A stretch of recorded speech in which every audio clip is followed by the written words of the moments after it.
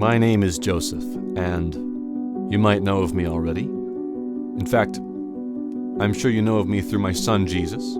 Everyone knows Jesus. And I guess I called him my son just now, which is what he was to me. Jesus was my son. Despite the circumstances of his birth, Jesus was my boy, the firstborn in our family, and he worked and played by my side for years. I held him, I changed him, I loved him with my life, and that's what made him my son. I had 4 other boys, James, Joseph, Simon, and Judas, and I'm proud of all of them. They all learned the trade. They cut wood and stone next to me, by my side. That's what we did. I was a carpenter and a stonemason. We didn't make much money, but we didn't do too shabby either. We worked hard, we ate well, and I taught them how to be men. Good men, disciplined men. I was raised that way. My parents were devoutly religious, so I guess it was in my blood. It felt right to keep the traditions and teach my boys the prayers and scriptures. They all learned it well, Jesus especially.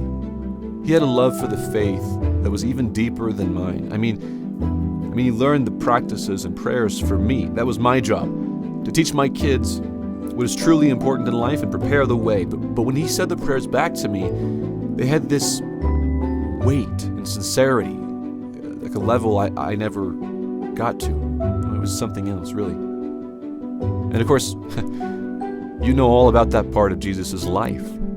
He grew up to be a religious leader, a game changer, a mountain of a man that was beyond this earth. And they say he was divine. That's not the Jesus that I knew. At least, I didn't get to know that part of him. You see, I died long before he ever made his own way.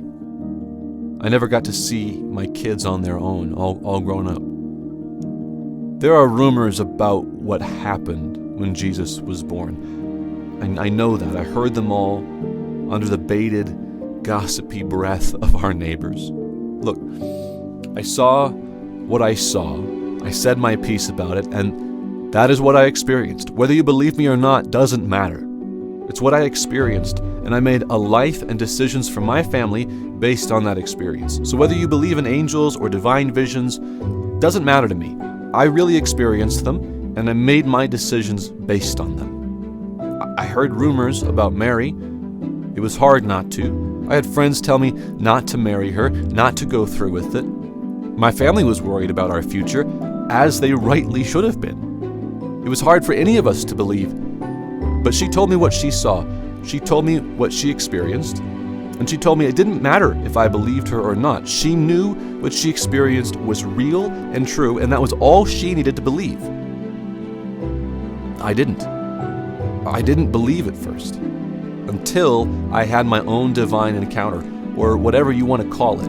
But I believed it was real. So we got married, and Mary had Jesus, and all of these incredible things happened. People came to visit this child, people we didn't know from all over the world. They were bringing things like money and valuables because they had experiences and visions that they believed. Then we had to run away to Egypt and escape our government because our leaders were having visions and experiences that made them scared. And it was all crazy. And then the visions stopped. I lived the rest of my days with that season of life fading into our past. There were no more angels or visitors or running away. Then there were more kids and more mouths to feed. There was Passover and Sabbath and holidays, and there was good days and there was bad days. There was times when the kids got sick and we were up all night in our tiny house, waking up the next day with no sleep. There were times when we didn't have a lot of income and I didn't eat as much so that the kids could eat. There were days when Mary was pregnant again, and she'd be throwing up, aching, in pain, and I had to do double duty to keep the house in one piece. The rest of my days were spent being a father. That was my job, and I'm proud of it. You may have forgotten me, and that is okay. I wasn't mentioned much in the stories of Jesus' life. I wasn't in the picture, after all. I was dead.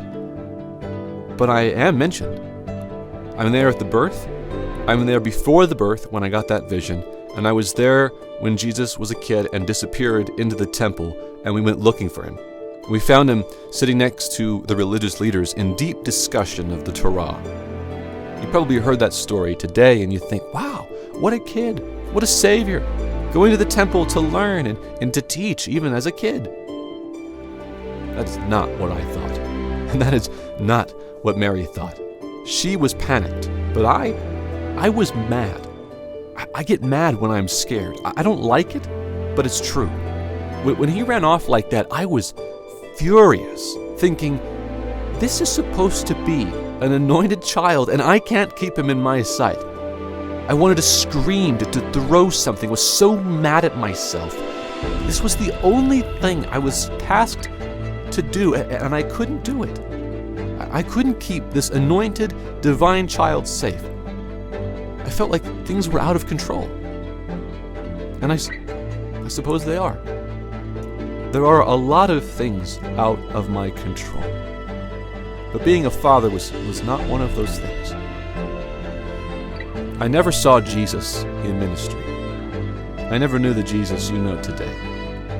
When I died, Jesus was a young man still working our family business, still eager to learn the text. So truth be told, I never got to see if those visions I had before he was born were really true. I never knew if the boy I was raising was the Son of God or the bastard child who came from hidden deceit. I know what I believe. I believe he was the Son of God, and I believe Mary. But I never got to see it.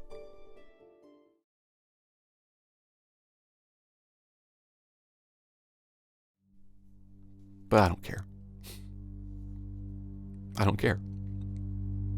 Jesus was my son. I was his father, and I got to see him grow up a little. I got to see his smiling, chubby infant face staring at me when he woke up in the morning. I got to see him create his first piece of furniture. I got to teach him how to swim and hunt and barter and trade and tell jokes. I got to be his dad. You will never know the joy of that experience, and you haven't read about it, but let me tell you, that experience of being a father, that was the divine gift that I received. In the end, I am simply a secondary character in the story, written out early in the Gospels, with little more than my lineage recorded in the good book. And that is all right with me. I was entrusted to be the father to Jesus. Me. I never got to know him as the Christ. I only knew him as my son, my boy, my heart walking outside of my chest. I would have given my life for that boy. But in the end, it was he that was supposed to give his life for us. And maybe that's why I left the picture early. It would be hard to not fight for my kid. Anyways, I'm proud of my son. No matter what you might think of him now, whether you believe him or not, I am proud of the man he became. He was far better than the man I was or ever could be. If hindsight is 20/20, then I'm glad I never made my mark in business or in my community. I made my mark by being a dad for as long as I could. My kids, they went on to change the world. I ended up raising a generation that would learn from my mistakes, and I did my job to love them well. If that's what life's about, then the world can keep their trophies and titles from me. Yeah, my trophy lived, breathed, died, and changed the world. My name is Joseph of Nazareth, and I am a proud father.